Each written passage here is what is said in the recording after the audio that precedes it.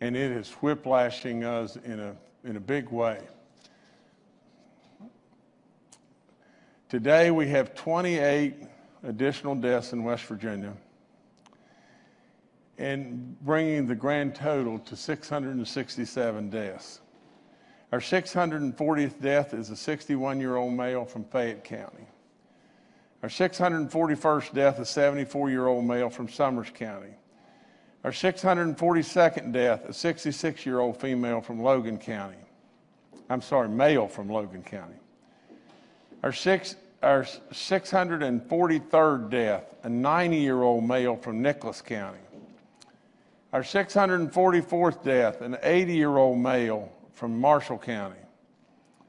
Our 645th death, an 80-year-old female from Cabell County. Our 646th death, a 79-year-old male from Cabell County. Our 647th death, an 89-year-old male from Cabell County. Our 648th death, a 62-year-old male from Wood County. Our 649th death, a 63-year-old male from Harrison County. Our 650th death, a 91-year-old female from Harrison County. Our 651st death, an 85-year-old female from Kanawha County. Our 652nd death, an 85-year-old female from Kanawha County. Our 653rd death, a 92-year-old female from Harrison County. Our 654th death, a 69-year-old female from Mason County. Our 655th death, an 83-year-old male from Putnam County. Our 656th death, an 85-year-old female from Mason County. Our 657th death, a 96-year-old male from Wetzel County. Our 658th death, an 88-year-old male from Morgan County. Our 659th death, a 91-year-old male from Mineral County. Our 660th death, a 72-year-old male from Mineral County. Our 661st death, an 80-year-old male from Mineral County. Our 662nd death, a 60-year-old female from Summers County.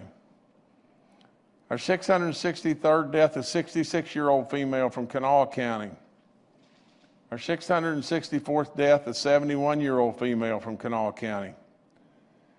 Our 665th death, a 79-year-old male from Berkeley County. Our 666th death, a 75-year-old male from Wyoming County. And our 667th death, a 72-year-old male from Summers County. Oh, me. I hate this. I hate it so bad. And I pray so much that you'll be with these families and you'll think about them and you'll send up many, many prayers for them. At the same time, I pray so much that someday very soon that we're going to have that vaccine, and hope and pray that it works, and hope and pray that some way, somehow, this terrible, terrible killer can come to a halt.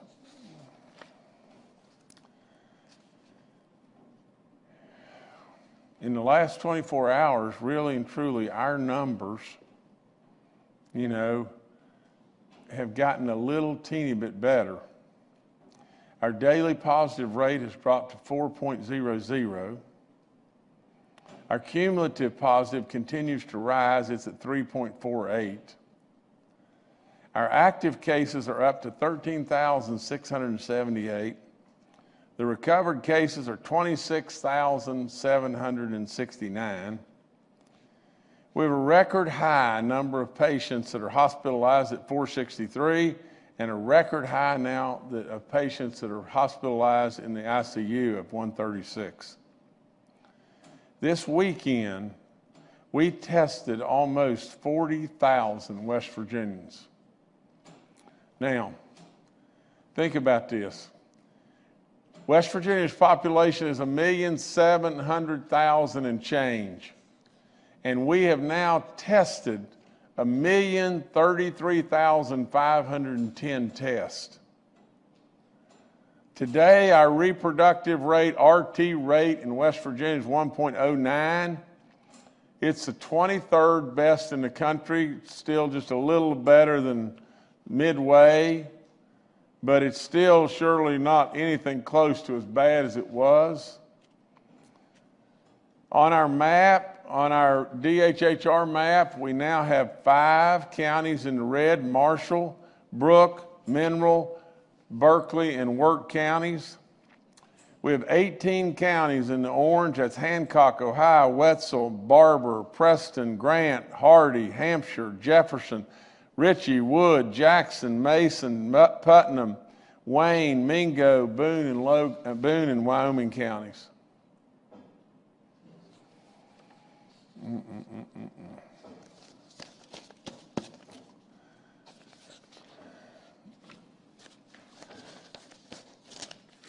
Before I go off of West Virginia, let me just say just this. How can we make this thing better? What can we do? What ammunition do we have? What can we do? An alternative is shut stuff down all over the place. Stay-at-home orders and shut down, and people losing jobs, and all the just collapse of economies and everything else under the sun. And we don't want to do that, do we? We don't want to do that at all. The only other thing we've got, the only other bullet in the gun right now is your mask. We're testing and we're doing our testing. We're testing aggressively now, and that's really good, and we're trying with all in us to do the contact tracing and to identify the people that are spreaders and the people that are asymptomatic and don't have a clue that they're spreading this and everything, and that is helping, and it's helping unbelievably. It may not be enough. We'll get to that later, but nevertheless, I would tell you to continue to test. And I would tell you with all in you to wear your mask. Wear your mask, please, please. These are the only bullets in the gun right now other than sending everybody to the house. We sure don't want to do that. And our numbers are so much better than our surrounding states and other people and everything all across this nation. We don't see a need to have to do that right now. Now, with all that, I want to just say just this. I want to say that we continue to take information and look for knowledge in every nook and cranny. And so as we do that, it may very well be the recommendation from our medical staff and medical experts and advisors, National Guard and DHHR and all of our people, that we take a pinpoint selection, a specific county, and we may have to look at doing other modifications in a specific county in trying to slow this thing down. Everybody's trying. In our nation, we have more than 3 million new COVID cases that have been reported from November the 1st to November 22nd. Think about it. What did I just say? In this nation, we have more than 3 million people that have been reported in the last 3 weeks that have reported positive. That's a quarter of all the U.S. cases since the beginning of the pandemic. Now think about that. We've been going at this a long time. We've been going at this since the last days of February, the first days of March. We've been going at this. This is going to get to the point in time where we've been at this for a year. We've been at it for a good 3/4 of a year right now. Think about this. In the last 3 weeks, we have had a total number of cases in the United States equal to 1/4 of all the whole time period. As of Friday, the number of daily new cases has increased 25% compared to the last week. So now, in addition to that, we're jumping at 25% a week. The number of new tests increased, by 14% across the nation. Approximately now we have 83,000 COVID patients that are hospitalized in this nation. That's the 12th straight day in the U.S. that we have broken records. A new record for 12 straight days is the number of people that are hospitalized across this nation.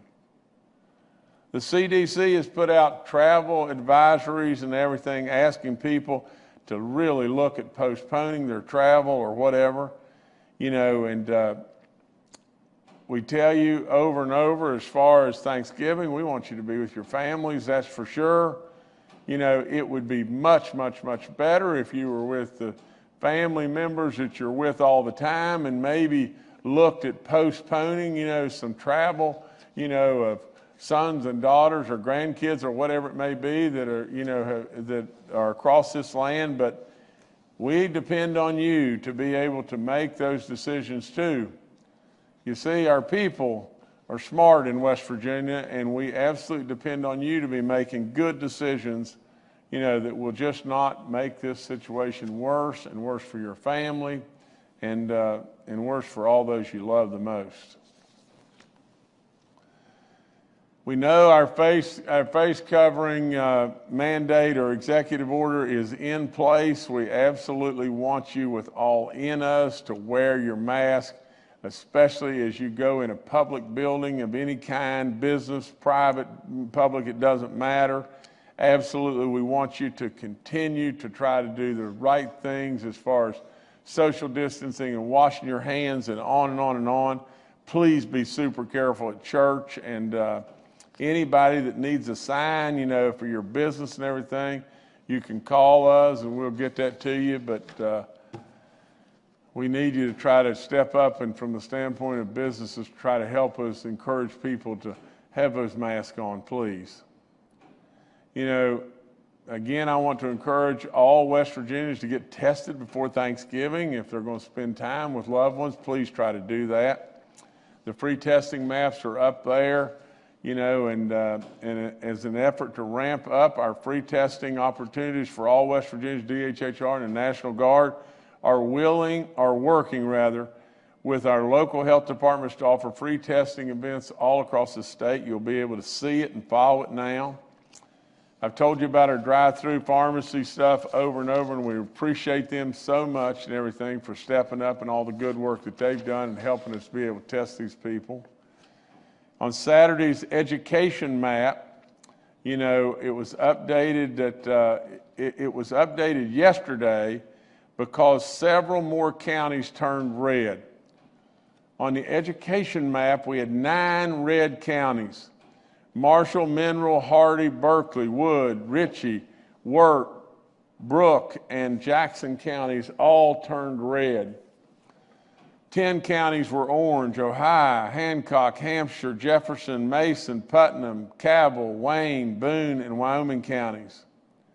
There's 12 counties in the gold, and the following counties have decided to move to full remote learning and voluntarily entered into the red designation, and that's Wetzel, Grant, and Hampshire, Upshur, Clay, and Nicholas counties as well. Our schools continue to be, in their own way, a safe haven. We have 25 outbreaks in our schools. We have 90 confirmed cases at this time in our public schools, and there's more information up on our websites in regard to that. We have 101 outbreaks in our long-term care facilities. Our churches, we have 22 outbreaks in 16 counties now.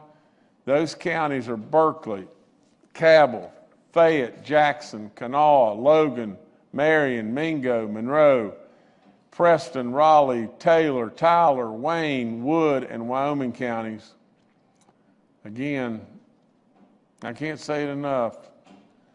If you're elderly, you may really need to be thinking really hard about whether or not you should be attending church services at the church. Maybe be able to get your church services online.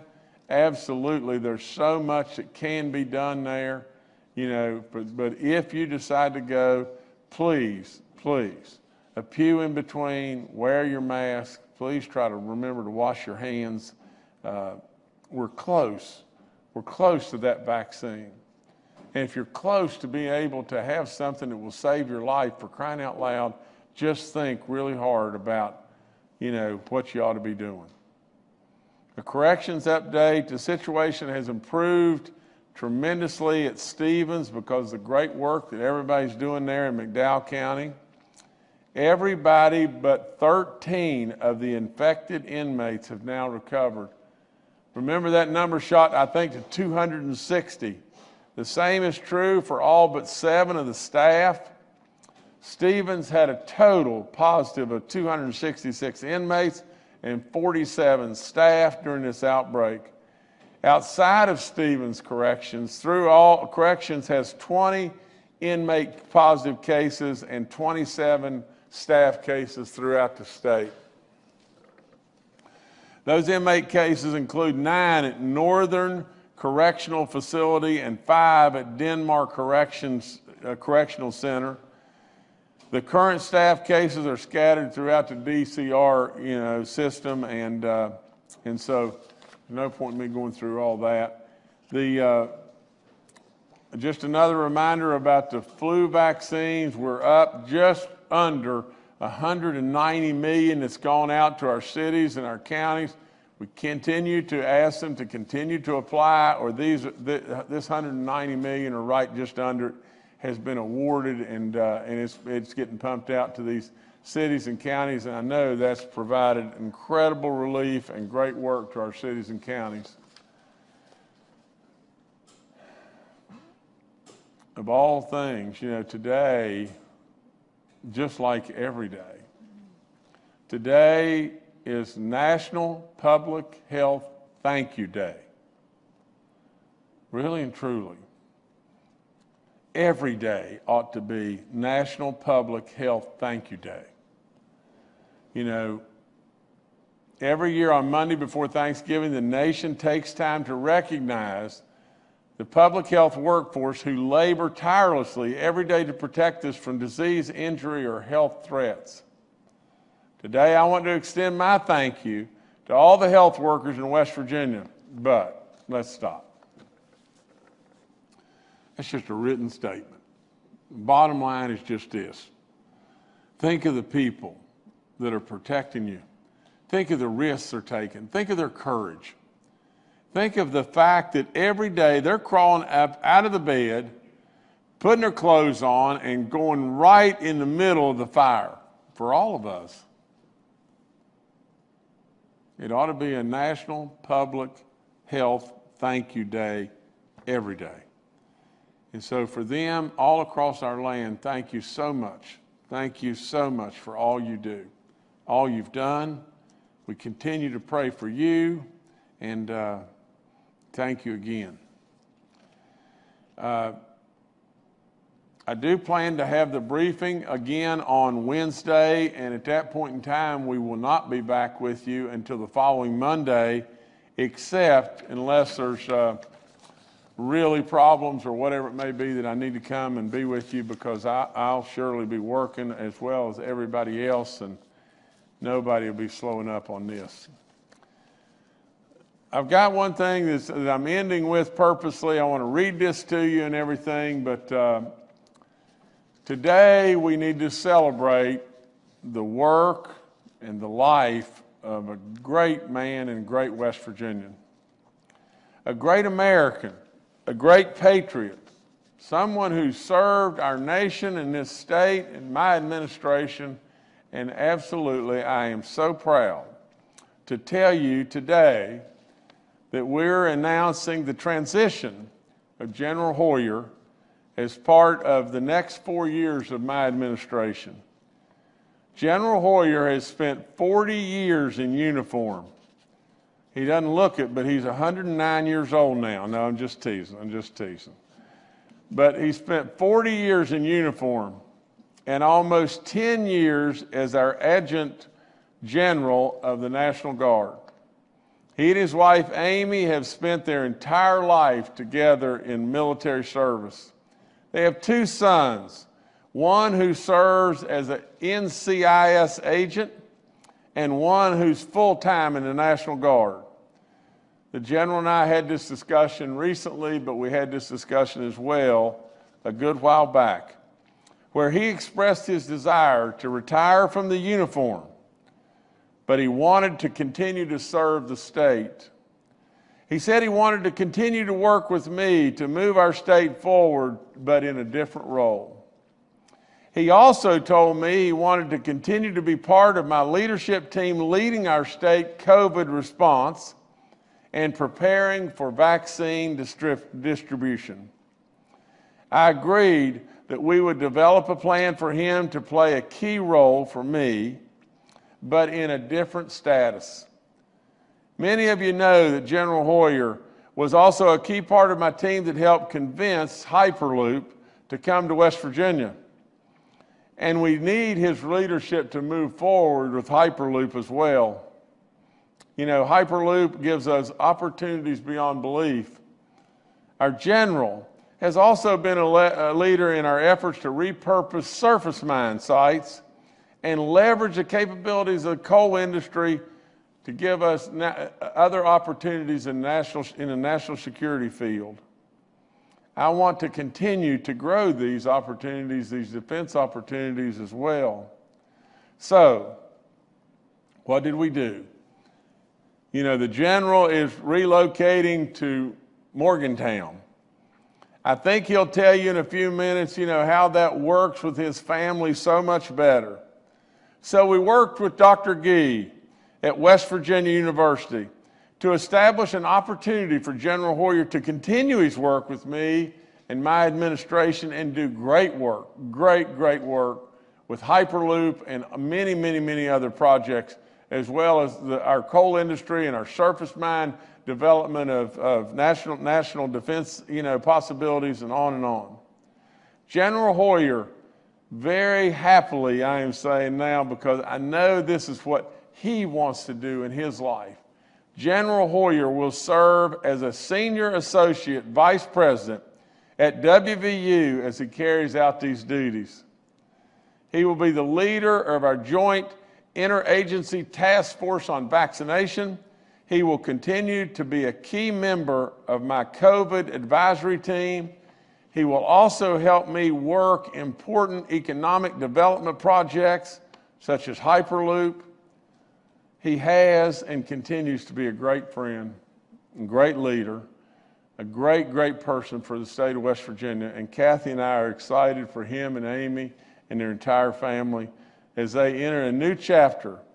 And our general continues to serve me in this great state, and I could not be happier. I could not be more honored.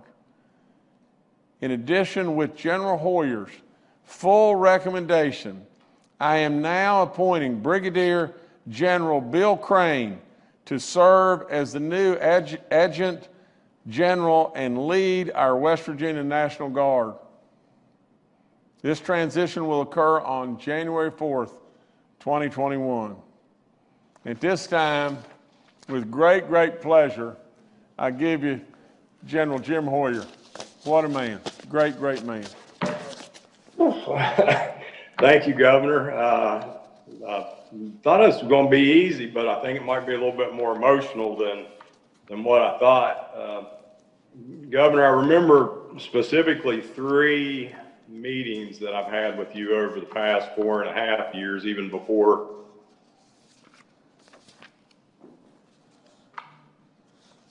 you were governor. And the first one was in your office in Greenbrier County and I remember it because I have great respect for both Coach Nealon and Coach Pruitt, and you were with them, and you had asked me to come down and talk about what can we do to take care of the people of West Virginia impacted by the 2016 flood. And I remember you looked at me then and said, what do we do? We have got to take care of the people of West Virginia. I remember the meeting the night that you called me to the office on a Sunday evening to take responsibility for the RISE program. And you made the same statement. We've got to take care of the people of West Virginia. And then a couple of Sundays ago, late one evening, in a discussion, I remember you saying, Hoyer, I love you like a brother, but we got to figure out how to do more. We've got to get a hold of this. So, Governor, I plan on taking both of those things and just letting people know while I may be changing uniforms, my intent is to still be with you to take care of the people of West Virginia and figure out how to do more. Almost 40 years in uniform.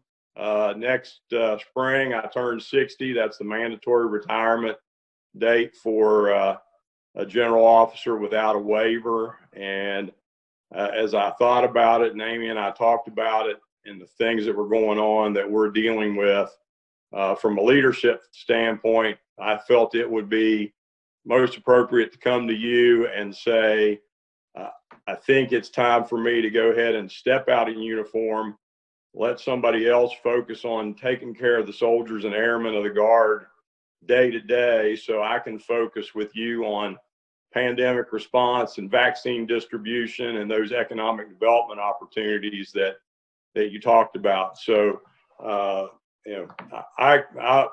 can't ever thank you enough for the confidence that you had in me and Amy to lead the Guard, but more importantly, to be a part of the team doing great things for West Virginia. Again, I'm not leaving. I'm not leaving the pandemic, press events. I'm not leaving the leadership team. I'm just changing uniforms. Thanks to you and Dr. Gee for giving me the opportunity to work that out. My youngest son lives in the Morgantown area. Our oldest son, hopefully in the next year and a half, will be moving back towards DC or Pittsburgh in his role with NCIS, and it allows Amy and I to be closer to our kids. She's got a great opportunity as a nurse with West Virginia University as well, and I appreciate you allowing me to continue to be part of your leadership team, just in a different role. And my commitment to you is we will continue to take care of the people of West Virginia, and we will figure out how to do more. Thank you very much. Thank you, sir. Thank you so much. I can never thank you enough for your friendship, and I can never thank you enough for what you've done for this great state. There's a real hero, everybody. And honest and Pete, if anybody doesn't believe that, they're out of their mind. But that's a superstar and a real hero. That's all I've got, guys. All right, thank you, Governor. Let's now go to Dr. Clay Marsh, our coronavirus czar. Well, thank you. And for my first comment, I want to thank and recognize General Hoyer for his selfless service to West Virginia. Being a bit behind the curtain with the leadership team, I understand the incredible work and leadership that the general provides the state of West Virginia every day. And I have to say that I'm also grateful that the general will be maintaining his role with our leadership team and the COVID response, the vaccine distribution plan, but I'm also very excited about him joining us in Morgantown as well. So Jim, thank you for everything you've done. It's really an honor and a privilege to get to serve with you. And thank you for all the work the Guard has done through your leadership. I'm going to be really short today. The governor has covered things really well. In the United States, we've had 20 days of having over 100,000 new COVID cases per day. In West Virginia, we're approaching 1,000 COVID cases per day. The governor said we have an all-time record for hospitalizations in our country. We're coming up on 100,000 hospitalizations. Our cases are rising, and our deaths are rising as well. And we talked about the very beginning of the pandemic, the idea of this hammer and dance concept, which is when the pandemic first started and we had fewer capabilities to test and to treat, then stay-at-home orders more globally were what people did to, including West Virginia, and I think did to protect people, and I think that was smart at that time. At this time, though, we have more tools, we have more testing, and people are doing an amazing job doing the testing, contact tracing. But as the governor said, there comes a time when we start to see those infection rates, as we've done, go up, close to 100 people per 100,000 being on the 7-day rolling average, being the active new diagnosed cases every day. And in Mineral County, we are seeing close to 200 per 100,000 population. Most of the northern panhandle close to 100 per 100,000 population. And the infection rate going up is not really limited to only the red counties. We're seeing that happen in orange counties and even in a few counties certainly over that 25 per 100,000, which is the top of our infection rate threshold. And what that tells us is that despite all the testing and despite all the contact tracing, that in some areas COVID is spreading fast enough that perhaps some focused and precise strategies will need to be done. This is certainly the governor's his leadership and his decision, so that we can start to reduce the spread of the disease, reduce the input of the spread. And we know that, certainly places where people take their masks off, indoor restaurants and bars and gyms and coffee shops are places where we have seen spread and where others have seen spread around the country as well. And I know the governor will have to take everything into consideration to decide what to do. But as he said, and I will finish with this, that we do have very powerful tools in our tool belt, but those tools don't really work very well unless we use them. And those tools are really making smart decisions around travel and gatherings for Thanksgiving and for the holiday season coming up, wearing your mask, physically distancing, getting tested, avoiding crowds, avoiding closed indoor environments, particularly where you have to take your mask off, and avoiding close contact with people that you don't live with all the time. And CDC reminds us that that is 15 minutes cumulative time in a 24-hour period of time with or without a mask on. So less than 6 feet, 15 minutes cumulative over a 24-hour period from somebody who's developed COVID-19 will give you the risk of developing it, and by contact tracing definitions would ask you to quarantine. So lots of hope is coming. Vaccines, new drugs. The new Regeneron drug was just approved by emergency use agreement, which is an antibody treatment, which is like the Lilly drug. And the vaccines are undergoing emergency use authorization assessment by the FDA, particularly Pfizer right now, and we presume Moderna will follow, and then probably AstraZeneca will follow that. So lots of light at the end of the tunnel, but West Virginia, in order to get us there safely, we really need to call on you, particularly during this holiday season, to be very, very smart and to be very diligent at protecting yourself and protecting each other. So thank you so much. All right, thank you, Dr. Marsh. Next to Dr. Ayn Amjad, our State Health Officer. Good afternoon. I did want to touch on a topic that we get a lot of questions on, church outbreaks and singing in churches. We currently have 22 church outbreaks in the state of West Virginia. And as a public health measure and something that our faith leaders in multiple churches in the communities have brought to our attention, we do not recommend group singing in churches at this time. Some alternatives that have been suggested to us that other churches are using: if you can't go online, for your services, for singing in churches. You can have one single singer at the front of the church. So that's one option. You can have small singing church groups, 3 to 4 people with a plexiglass barrier. Some churches have reported using pre-recorded music that's being played during services. So those are some alternatives rather than having an entire congregation singing. But those have been brought to our attention, and those are suggestions by some pastors that I have spoken to across different faith-based leadership groups. Masks are recommended. In churches, worn car to car. Those have also been suggested. But to maintain social distancing, continue hand washing, because we do have 22 church outbreaks in the state of West Virginia right now. Thank you. All right, thank you, Dr. Amjad. Next to Bill Crouch, Secretary of the West Virginia DHHR.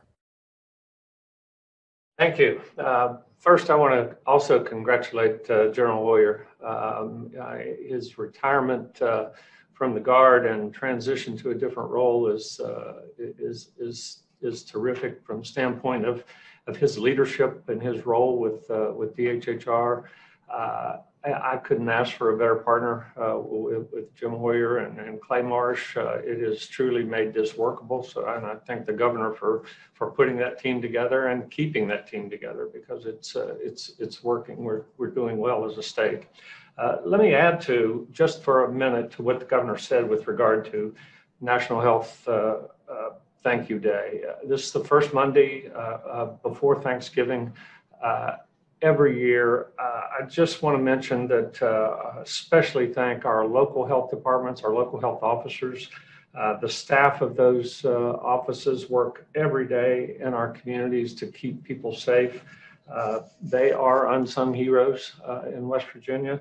And I also want to thank our public servants in DHHR, our Bureau of Public Health, our epidemiologists, our data folks, our communication people, DHHR's Health Command, all working together to get us through this pandemic. We also have a large number of folks from other bureaus and other offices in DHHR who are stepping up and assisting with public health folks in this pandemic, and are in essence have become public health folks. So you may never know their names, but they are heroes in this state. So please join me to honor those public health professionals who work tirelessly every day to protect the health and well-being of West Virginians. Thank you. All right, thank you, Secretary. We'll now go to questions from members of the media. The first today from Steve Adams with Ogden Newspapers. Yes, Steve Adams here with Ogden Newspapers.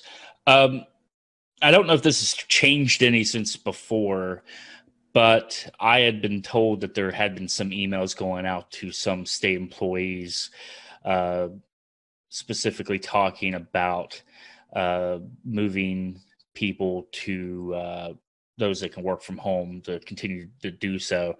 My question is, I'm assuming, and you can tell me if I'm wrong, do state agencies still kind of have that flexibility to have employees work from home, or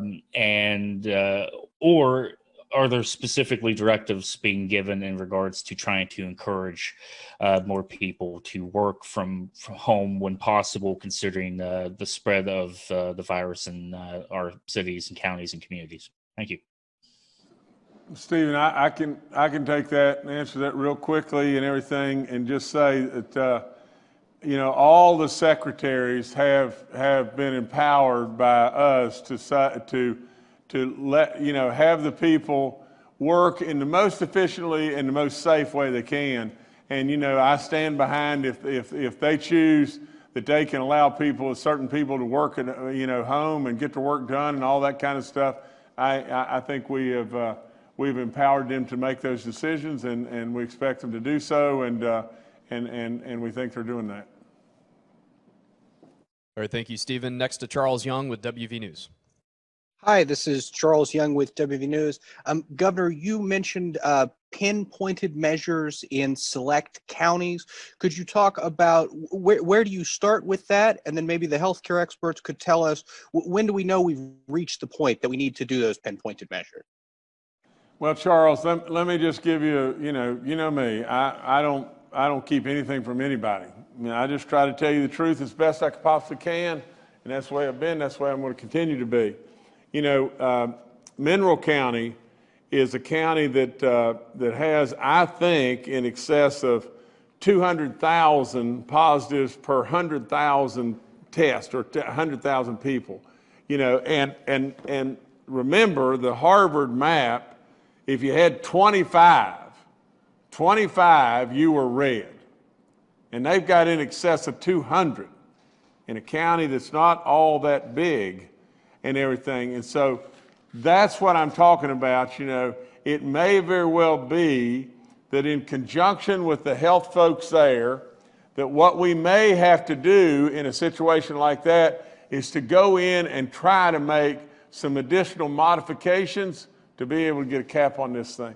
But we're looking at it. You know, Charles, all the health team is looking at everything, and like I've said over and over and over, everything has to always be on the table, because as this thing moves and everything, we've got to be ready to move with it. Now just think about this.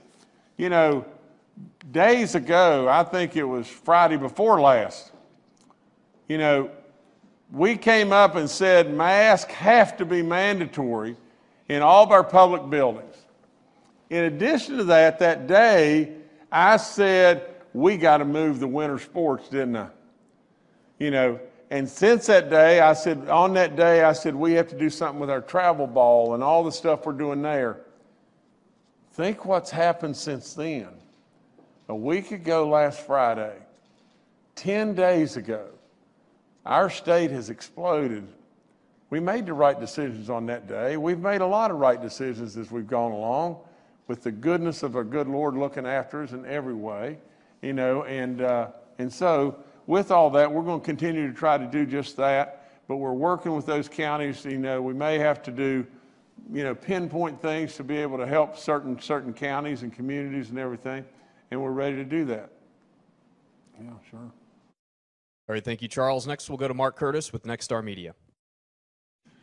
Good afternoon, Governor and cabinet members. I want to be among those who salute General Hoyer, and I'm going to put a picture of my daughter up, Second Lieutenant Allie Curtis, United States Army. Not a day goes by, she's been in the service 3+ years. When I see General Hoyer at the Capitol, the governor's office, here in the TV studio, the very first thing he always asks me is, how's your daughter doing? And he's always checking in on her. He doesn't even know her. She's not even under his command. And that just speaks to what a great man, what a great leader he is. So General Hoyer, congratulations and thank you. And especially thank you for all of the guidance you've given me and my wife and our daughter. Let me ask a follow-up question to Charles's question. When are we going to start seeing some of these targeted guidelines? Could they be today, tomorrow? Some of these counties have obviously spiked, and if you're going to shut down bars or restaurants or gyms or anything in particular, how soon might we start seeing these things? Mark, let me answer it, and it's just this. Everybody, all the experts, all of us, all the people in my office, everybody is trying with all in us to not shut things down. It's as simple as just that. But first and foremost, everybody is trying with all in us to try with all our capabilities that we have to try, because we're not going to be able to stop this. No matter what we do, we're not going to be able to stop it until we get to that vaccine. But as we continue to try, what I'm going to do, I'm going to listen to the experts, and I'm going to listen and listen and listen. Because, Mark, the biggest thing that could hurt us the most is to be divided. We've kept West Virginia together. West Virginia was the most exposed state in the country. Dr. Burke said it over and over and over. The most exposed state in the country. Because of our age, because of our illnesses and everything, and all of our bordering states, all the population within a rock's throw of us, the most exposed state, and yet we have continued to produce numbers that have been the envy of everybody. Now, we're going to continue to listen to the experts. That's what we're going to do. All right, thank you, Mark. Next, we'll go to Kenny Bass with WCHS and Fox 11. Hi, this is Kenny Bass with Channel 8 and Fox 11. Governor, not to be painted as someone who is putting more importance on sports than they deserve.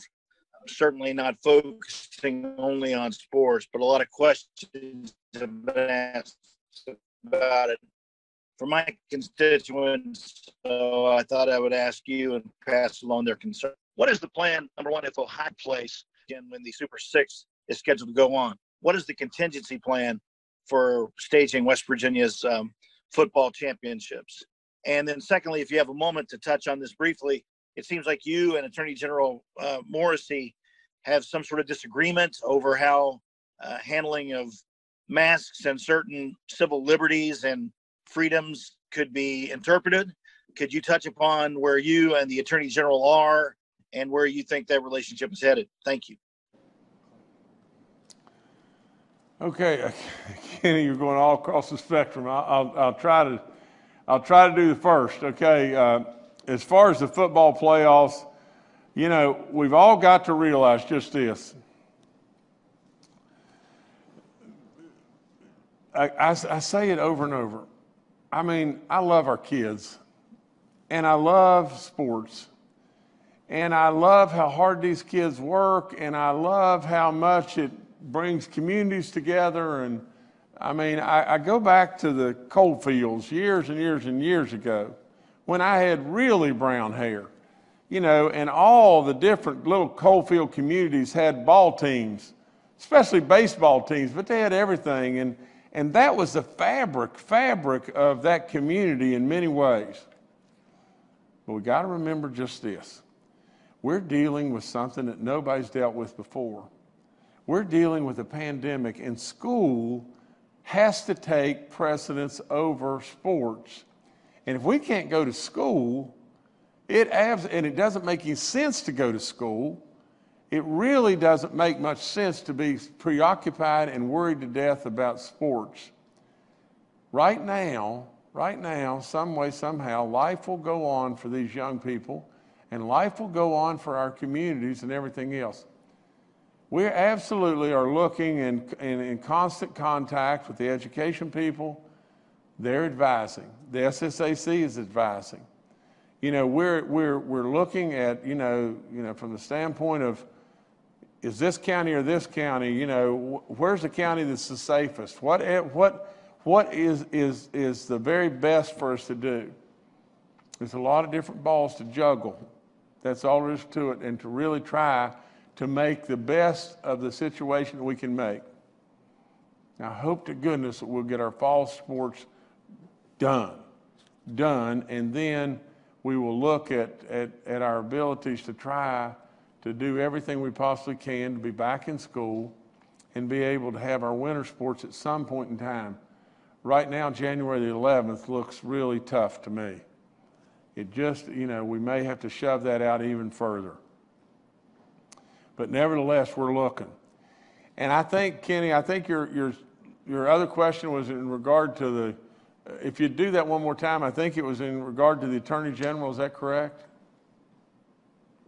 Yes, sir. I was asking, number one, do we have a plan for a backup for the Super Six if Ohio County can't host it? I don't know if I got an answer clearly in that, but the second question was about you and the Attorney General. He put out some stuff on social media about civil liberties and freedoms, and it seemed to target some of your orders about wearing masks and mandating it.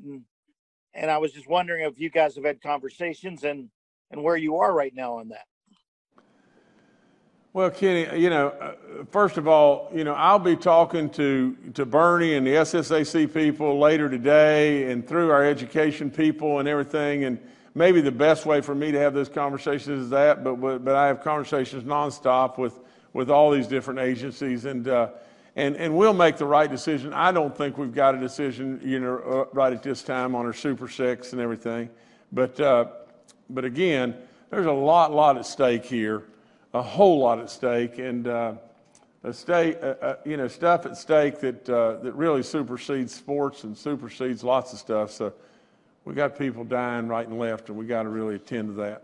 You know, in regard to the Attorney General, you know, Patrick and I are friends. We're going to remain friends. You know, whether or not I was disappointed, I was damn disappointed. That's all there is to it. There's no other way to say it.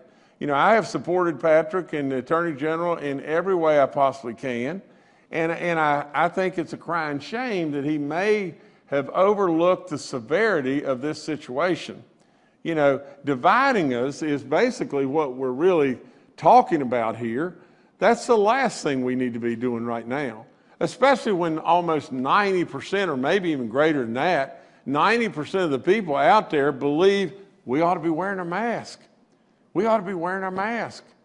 I mean, you know, if I've said it over and over, you know, it has nothing to do with our constitutional liberties. It has nothing to do with taking our guns or whatever it may be. It has one thing and only one thing to do with, and that's just this.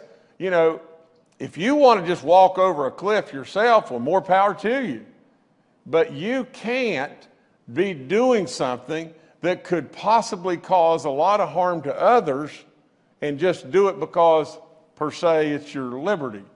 I mean, what is the difference between driving drunk and saying, well, that's my liberty, or driving down the road at 150 miles an hour because you can't read the signs?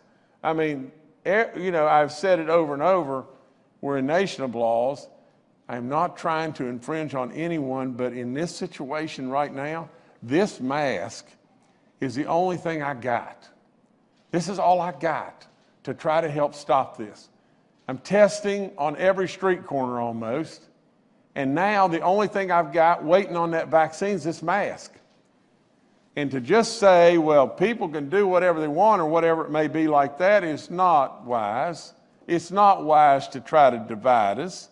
And absolutely, at the end of the day, you know, just think of the millions upon millions, of tens and tens and tens of millions that I'm spending on testing over and over and over and over. Our federal government's spending. It doesn't really matter. I'm trying to look after the store in every way I possibly can. But honestly, it came off to me as even degrading to our police. You know, our police, they're people that, you know how to handle people and get along and everything. There's not police running through the neighborhoods throwing people in jail. You think I'd be for that? There's no way on this planet I'd be for that. But the bottom line, what is the bottom line? And I've said this over and over. The bottom line is just as simple as mud. Are you going to listen to the politicians or listen to the experts? You're going to listen to the politicians, you're going to listen to the medical experts. And if this didn't have politics smell all over it, then I don't know my name. That's just all there is to it. You know, I mean, just think, the other day, just as well the other day, I was talking to one of our senators, you know, and we were in a discussion about this, and he said, you know, it's his role to tell people what they ought not do, but it's their liberties to do whatever they want to do. And I said, well, let me make this point. Are you saying to me that someone came to you with leprosy and said that they wanted to go downtown to the daycare center, and then they wanted to walk through, you know, whatever school it may be, and then walk through the Capitol, and then they wanted to go to the WVU football game? You'd say, that's their right? And he said, yeah, that's their right. Well, you see, I don't buy that. I don't buy that in any way. I am standing rock solid for everyone's rights. But for crying out loud, in this situation right here, I'm going to be your governor. I'm going to listen to the experts, and I'm going to be your governor.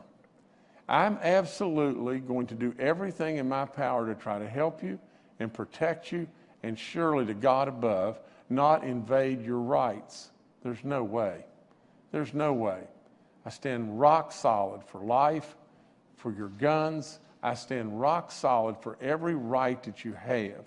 I stand rock solid trying to not close any of our businesses and everything. But this stuff right here, all it does is divide us in playing to some, political deal. Well, I'm not going to listen to politicians. I'm not going to do it. I'm going to listen to the experts. All right, thank you, Kenny. Next to Paul Mullen with WCBC. Good afternoon, Governor, and a thank you and a snap salute to General Hoyer for his service, and a good afternoon, panel. West Virginians are kind people, and on Thanksgiving, many of them choose to send a plate of food over to a nearby elderly neighbor. Usually that exchange, you go over, you knock on the door, they invite you in for a couple minutes, you exchange pleasantries, and you drop off the food. Is there a way to do that this year that would continue to have the personal contact at some level, maybe a minute or two in the house? And if you do find a situation where the elderly person is not doing so well, is there a number to call? I don't think you would call 911 because it probably is not an emergency situation, and it probably is going to be on the holiday. What would you recommend? Thank you. Well, Paul, I'm glad you brought it up because it's something that we've got to figure out how to do, and we really need to do. You know, thank God for our senior services and all the hot meals that they supply and all the incredible work that we've been able to do there. You know, it was a real honor to be able to get them a bunch of new vehicles and everything where they could make those trips better and accommodate more and more meals. But I'm going to let Dr. Amjad answer this because I don't know that I'm educated enough to give a good opinion, but I would say whatever they do, they need to really, be on guard and wearing their mask. But nevertheless, Dr. Amjad. Thanks, Paul. That's a great question. And you're right, West Virginians are very kind, and they do visit their neighbors who don't maybe have the family unit to do the Thanksgiving. So I'll try to answer that the best I can. My first suggestion would be not to enter the person's home, to meet maybe outside on their front porch or something, to definitely wear your mask. My next suggestion would be not to share the home cooked meal you made, because right now we're recommending for Thanksgiving to be celebrated with just the people in your current household. And if you are going to perhaps invite an immediate family member over to, use separate utensils, separate dishes, and so forth. So let's say I want to give my neighbor something for Thanksgiving because she lives alone. I would rather not give her something that I made in my home, even though I maybe made it really clean and really well, because I do not want to give her any of my germs. So I would rather go buy her something maybe that's in the store that maybe she can heat up. And I'm not necessarily suggesting, a TV dinner or anything, but maybe give her something that she can heat up or make herself quickly for Thanksgiving, so that I'm not giving her any of my household germs. I would meet her outside on the front porch wearing masks, make sure we're bundled up so that she doesn't catch cold, make sure we still maintain that 6 feet distance. Let's say that I look at her and she doesn't look well, or maybe I think she's sick, as you suggested, and we don't want to call 911 because we do not want to tie up the lines, or we know that that is not the right thing to do because she's not that sick or she's not having an emergency, but I am concerned. I would probably ask her if I can call her family member or anyone in her immediate family that can come and tend to her, that can enter her home. Maybe she just has not taken her medications, or I would ask her if she has a family doctor that I can call for her. Most family doctors do have an emergency line or a 24-hour line that they can call during the holidays to get in contact. But that's how I would handle that situation for a neighbor at that moment. Hopefully that answers your question. Thank you. All right, thank you, Paul. Next, we'll go to Aaron Williams with WBOY. Hello, Governor. I preface this question by saying that I think everyone agrees that the sooner we can get kids back into the classroom full time, the better. That being said, from the beginning of the school reentry planning, the state has said that there would be virtual learning options open to parents who don't feel comfortable sending their kids to school. Now, Randolph County's Board of Education has voted to end virtual learning for the second half of the school year. I got a call from a grandparent there. He's raising his grandchildren. His family has some health issues. He listens to you, Governor, every time your briefings are on. And he's trying to decide if he should risk sending his grandkids back to school or if he should pull them out of the school system and try to homeschool them. I asked on behalf of that grandfather, do you think that virtual learning should still be an option? And if not, what would you say to him and other concerned parents? Thank you. Well, again, I don't know how to ever answer something other than just take it on head on. I would say that our education people have tried diligently on the virtual learning. But they and myself will tell you that just this: kids need to be in school. Kids are missing an awful lot not being in school. From the standpoint of what's going on in Randolph, I think you said Randolph County in regard to virtual learning there, and they decided that they're not going to do that anymore and everything. I have not been apprised of that, and I will check on that as soon as we get out of here. But I don't know the details of that. But I will check with Clayton Birch, and I will check with the Department of Education and as soon as I get out of here. But the other thing is, we have given the counties a great deal of latitude here, in making decisions that they can best make. But from the standpoint of where I'm at, if the kids can go to school, they're tons better off. From the standpoint of their learning and from the standpoint of having additional eyes on them and standpoint of any kind of need that they may have, they're tons better off if they can go to school. Now, but at the same time, we have got to educate our kids some way, somehow. We're dealing with something here. We have almost half of our state in orange and red now. We got to deal with it. We have got to deal with the safety of our teachers, the safety of our kids, the safety of our service personnel. And on the other hand, what happens, to our kids from the standpoint of their learning? What happens to all of our special needs kids? What happens to all those kids that need support and help in every way? I'm telling you, this is a very, very, very difficult balancing act, and all we're trying to do is just get ourselves through this and get to a vaccine as best and as fast as we possibly can. I don't want to say the virtual learning is a wipeout, but I would tell you that the virtual learning is a challenge, and our kids surely have shown, and I am only echoing what our education community is telling me, but our kids have surely shown that they get a heck of a lot more out of it if they're in school. All right, thank you, Aaron. Next to Phil Kabler with the Charleston Gazette-Mail. Hello, everybody. Governor, could you comment on the Supreme Court ruling Friday that said the constitutional mandate for the governor to reside in Charleston is not discretionary? Well, Phil, I will. I'll give you a whole lot more detail on that in the days to come. I'm still doing some, Phil, to be perfectly honest, I've not even read it, and it seems trivial to me.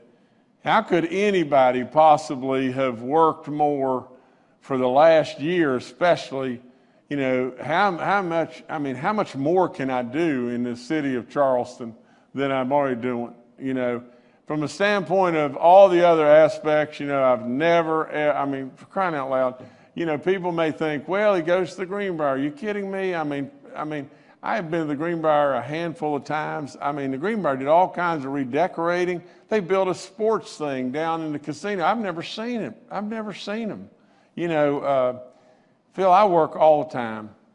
I've worked every single day for 4 years since I've been your governor and not had one single day of vacation. I don't go places. I just work. And I love my work, and I absolutely work all the time.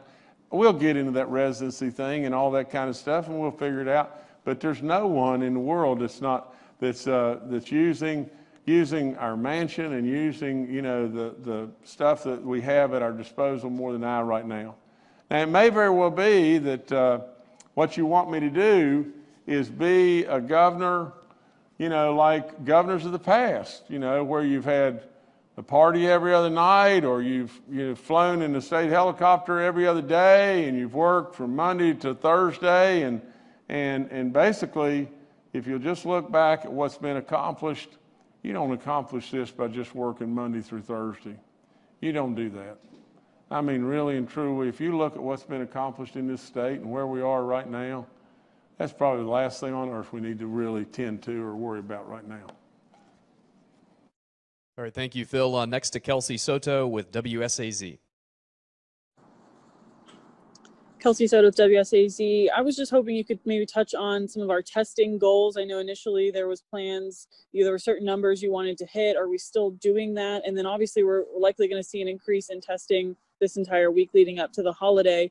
Any plans to help those labs get those results processed any quicker, knowing that a lot of people, may be meeting with loved ones that live nearby or that sort of thing? Kelsey, I'm going to pass to Bill Crouch, but thank you for wearing your mask. I see you had your mask on. That's really good. But Secretary Crouch, maybe you could answer this. Yes, Governor. Yes. Thank you, Kelsey. Good question. We're ramping up testing daily. As you may have noticed on our dashboard, if you look at the 7-day trend, we've hit over 16,000 tests twice in the last 7 days. Actually, on Friday, we had 18,000. So we are, I believe, now 15th in the country in terms of testing. We're doing a great job with that at the governor's direction.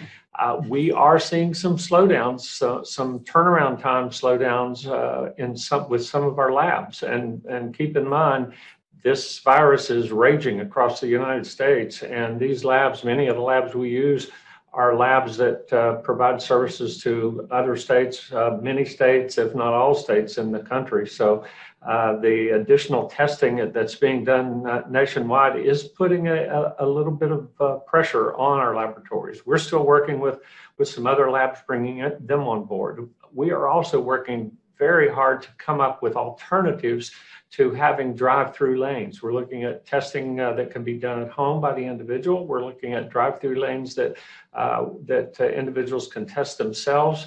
We're looking at any possible testing that can be done that's safe and approved, that can take the burden off our local health departments and the GARD staff. The GARD has just been phenomenal in stepping up and going out into the local communities and assisting with testing.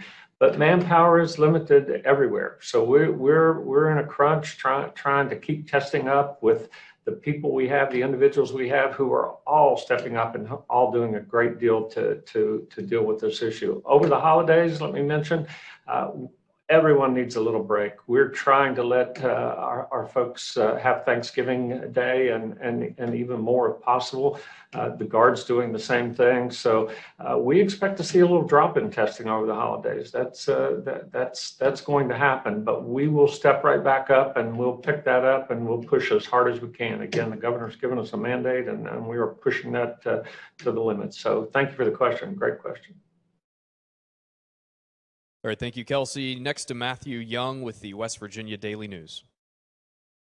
Good afternoon, Matthew Young with the West Virginia Daily News. I would first like to say to General Hoyer, thank you for, well, sir, thank you for everything. Anyway, I believe this question has been asked before, so I do apologize for repeating it. I just wanted some clarification, if possible. The total number of tests reported, does that include any duplicates or repeat test takers? Meaning, if I've been tested 5 times, do I account for 1 test or 5 tests? So for the the million plus number that has been reported, is that individual tests or just the amount of people that have been tested, be it once or 10 times? Thank you. Maybe Dr. Amjad, this is yours. Thanks, Matthew. Our dashboard team does look into repeat testing variables, so they do remove those. However, they do sometimes get into that, but they do try to remove the repeat test takers into that. But I don't know if Secretary Crouch has any more additional information, but they do look at those variables, Matthew, to try to eliminate those duplicate lab tests as well. Yes, Dr. Amjad, that's right. We do, the tests, the duplicate tests are eliminated if they're done on the same day. So if folks try to go through the testing lanes again to try to get the positivity rate down, please understand, those aren't even counted. And that's not what we want individuals to do to game the system. So, but there is duplicates beyond that first day, and we do track those. We're watching those. But I think the question really goes to the total number of tests we've done, which is now over 1 million tests. And those are tests that we've done. You're correct. Those are not an unduplicated count of individuals. We actually mentioned that this morning, had a discussion about that this morning. We're going to try to track those a little bit better. Again, our focus is on getting people tested. But the fact that the governor has ordered nursing home staff to be tested twice a week, those numbers are going to increase, and they're going to have more and more duplicates. So because of that, we're going to focus a little bit more on those duplicates and may have more information for you in the next week or so about those numbers. So great question. Thank you. Thank you, Matthew. Governor, I'll turn it back to you. Well, I'll just end by just saying 2 or 3 things real quick. One is West Virginia, this is a battle, and if you don't think we're not all in this together, you're not thinking clearly. This is a battle that we've got to win, that we will win, but it is absolutely a battle that we've all got to be in, being together. From the standpoint of you know, wearing your mask, sure, I can't stand it. But if it's from the standpoint of having to give a little, just from the standpoint of, you may not think it matters, you may not think that it absolutely matters whatsoever, but it does. All the medical community in all the lands says it does. But if you don't think that it matters at all, that's okay. That's okay. But what if there is any chance that it does? I know it's an inconvenience and I know it's a frustration, but please, for all of us, wear your mask. Wear your mask. I mean, you may be you may be a little frustrated, a little inconvenienced. At the same time, you may very well save some lives. You know, just please know that we're all in this together. I'm right with you. I'm right with all the West Virginians. We're in this together, and we're going to get through it together. And if we divide our house, we'll never make it. Or we may make it, but we'll lose a lot more people. Now, the last thing I'm going to say today, though, is, again, General, it has been a real honor, a real honor flying with you.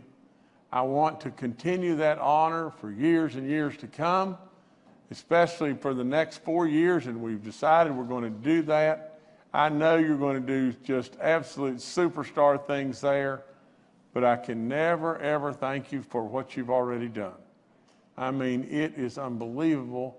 The mud we've tromped around in the floods, the derechos, everything that I've seen you in action on,